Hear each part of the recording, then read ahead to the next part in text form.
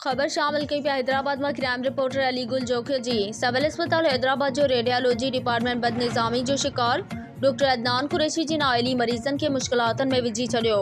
Civil अस्पताल जे radiology department में doctor Adnan Qureshi जे बतौर HOD मुक़ररी एक अज़ाब बणिजी वई आहे।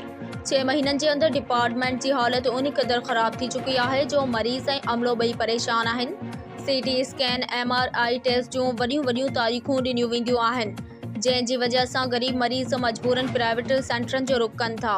शहजाद जेको MRI ऐं CT स्कैन जो इंचार्ज आहे, ही पंहिंजे भाउ नदीम सां गॾु मिली अस्पताल जे कैंट्रेस प्राइवेट सेल करे रहियो आहे ऐं 2 बजे खां पोइ प्राइवेट MRI CT स्कैन कया वेंदा आहिनि ऐं लखे रुपया HOD खे मिलंदा आहिनि। शहजाद सतार जतोई जे दौर में बि मशीन ख़राब करे ऐं सही करण वारनि सां मिली भगत कंदे पकड़ियो वियो आहे। पोइ बि हिन ते का कार्रवाई नाहे थी। अदनान कुरैशी पंहिंजा सभई इख्तियारात डॉक्टर मुज़म्मिल ऐं शहजाद जे हवाले करे छॾिया आहिनि। डिपार्टमेंट हाणे अस्पताल जे मरीज़नि जे लाइ सहूलियत जो मर्कज़ न पर मनपसंद माण्हुनि जे लाइ मराहतनि जो गढ़ थी चुको आहे।